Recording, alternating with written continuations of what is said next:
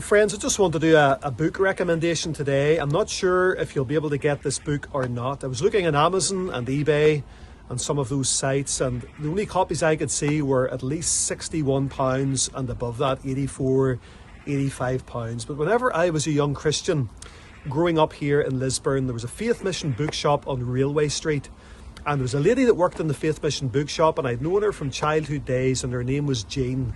My brother was studying in university in Scotland, in Dundee, and I was going over to visit him. And before I went, I called into the Faith Mission bookshop. And this lady Jean was asking me what I was doing, and I was telling her about going to see my brother in Scotland. And she says, "Oh, hold on, I've got a great book for you about Scotland."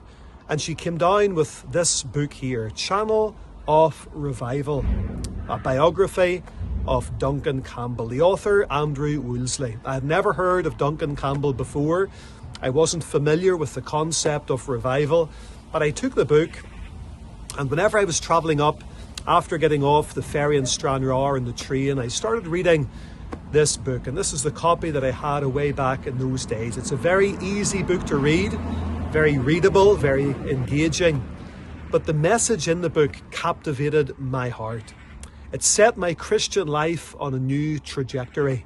I had never heard really of revival before, didn't know what it was. But as I read the story of the life and ministry of Duncan Campbell and how the Lord blessed his ministry, especially on the Isles of Lewis and Harris from 1949 to 1952, 1953, I began to realize that this was something real. And this was something to pray for, something to seek God for. And it captivated and thrilled my heart. I've read the book several times since. This one's falling apart. I had it out in Australia over about 20 years ago, and it's been screwed together because it wasn't, the binding had fallen apart. And I was captivated so much by this book that I must have over the years brought dozens of copies. I can remember maybe on a Thursday night after work going into the Faith Mission bookshop, lifting a couple of copies of this little book here, Channel of Revival. I think it was $3.99 sterling back in those days. And all of my Christian friends, anybody I met that talked about the Lord, I would try to give them a copy of this book, expecting them to be thrilled by it. Some people enjoyed it, but it just didn't seem to have the same impact that it had in this heart of mine. It was an instrumental little book in my Christian life.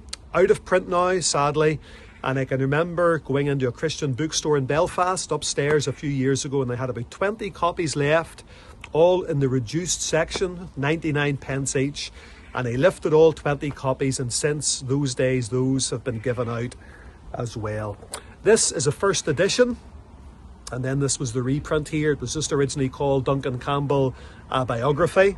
And one year on our holidays in Scotland, we had the opportunity just outside of Oban of going to Ard Chatton Priory, an old Church of Scotland building in a community not far from an area called Benderloch. And Duncan Campbell's grave is out at the back of this church. There were several Duncan Campbells buried in the churchyard, so it took us a little while to find the grave of the Reverend Duncan Campbell. But what a tremendous book, probably one of the most influential books in my life outside of the Word of God. And there's so many stories in this book that will stir the hearts of God's people to live for and to pray for revival. God's servant had been ordained after leaving the Faith Mission as a United Free Church minister, and was a popular conference speaker across Britain and also across in Canada as well. But in the late 1940s, his daughter noticed a change in his life. He had somehow grown cold, and she asked him a challenging question. "Daddy, when was the last time you led a soul to Jesus Christ?" And he had to acknowledge that a coldness and a strangeness had crept into his Christian life and experience. He got right with God. The Lord touched his life afresh, filled him with the Spirit of God. He left the ordained ministry that he was in, went back to the Faith Mission, and soon found himself on the Isle of Lewis to conduct what he thought would just be a fortnight of gospel ministry in a parish church in a place called Barvis.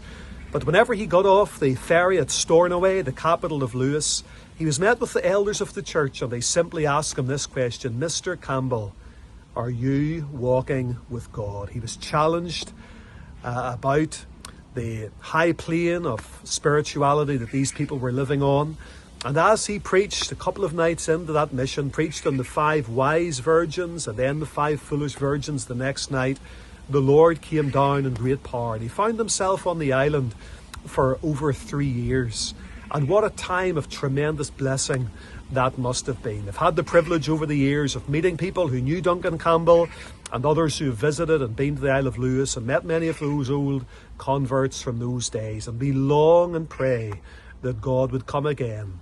Heart's cry of God's people in these days, as it was on the Isle of Lewis, Isaiah 64 verse 1, "Oh, that thou wouldest rend the heavens, that thou wouldest come down, that the mountains might flow down at thy presence." Or Psalm 85:6, "Wilt thou not revive us again, that thy people may rejoice in thee?" So if you can get a copy of this book, Duncan Campbell, Channel of Revival, or the first edition, just to give you a look at the covers there, you might want to look around, see if you can get a copy. You might have to pay £1 or £2, but I tell you it'll be worth it. It'll bless your soul. And let's seek God for a move of his Spirit. Thank you, folks. God bless you. See you soon.